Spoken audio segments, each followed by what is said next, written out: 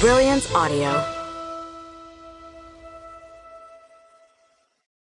Such a Beautiful Family by T.R. Ragan.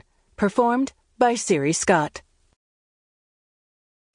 The ringing of the phone in the kitchen pulled her from her studies, which was a good thing. Solving equations using quadratic and complex numbers was giving her a headache. She needed a break. She grabbed the phone and held the receiver to her ear. It was her friend, Alina. She sounded panicked, as if she might be hyperventilating. "What's wrong? Where are you?" she asked. Although Alina was clearly drunk, her voice low, every word garbled, Alina managed to rattle off an address. She was at a frat party, lots of people, drugs and alcohol, boys with grabby hands.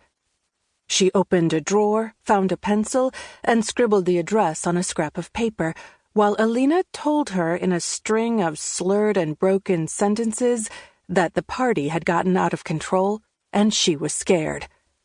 It took her only 2 seconds to grab the keys to the Toyota Corolla and run out the door. The fear in Alina's voice and the uncontrollable whimpering had freaked her out. No way would she call Alina's parents. They would ground her for a month. Once she was settled behind the wheel, she grabbed a map from the glove compartment, ran the tip of her finger from point A to point B before she realized the street was super close to UC Davis. She had taken a summer class there not long ago. Getting to the frat house wouldn't be a problem.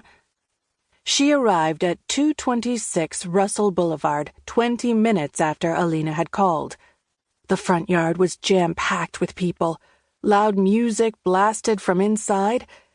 She sat in the car for a minute and watched people come and go, hoping Alina would appear at the front of the house, as promised. Alina wasn't there. Shit. She didn't want to go inside, but she needed to get back to studying, so she found a parking spot at the end of the road, where she saw Alina's car.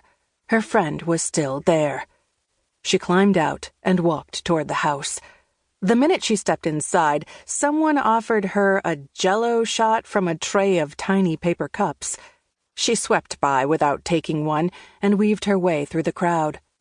Shane, a guy she recognized from her high school, waved at her from the kitchen.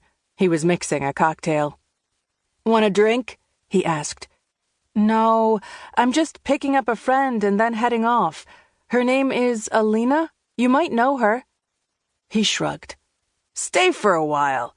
She shook her head. "I've got to study." "Buzzkill," he said with a smirk, before he grabbed a giant red plastic cup and pointed to a punch bowl. "Non-alcoholic," he said, as he used a ladle to fill the cup with punch, then held it out to her. She declined. "Listen," he said, "if you don't take it, and you wander around looking for your friend, you're going to be harassed until you chug a beer or take a shot." She looked outside, where people were crammed into the backyard like sardines. "I don't like peer pressure." "Have it your way." A crash rumbled from the pool area. 2 guys were rolling around on the ground, wrestling, knocking into people who were dancing and trying to have a good time. Closer to the pool, a beer pong competition was taking place, everyone shouting to be heard above the music. Alina owed her one.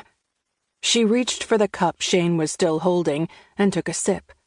It tasted like berries mixed with Kool-Aid. "Not bad." "Come on," he said, stepping toward the sliding doors leading to the pool area. "Let's find your friend." She sipped her punch to keep it from spilling over the edge of the cup while she weaved a path around all the people outside. As she squeezed through the beer pong crowd, a hefty guy grabbed her empty hand and asked for a kiss. Shane told him to let her go, which he did. The jerk's friends all got a good laugh and were still laughing when she walked away, more worried than ever about Alina.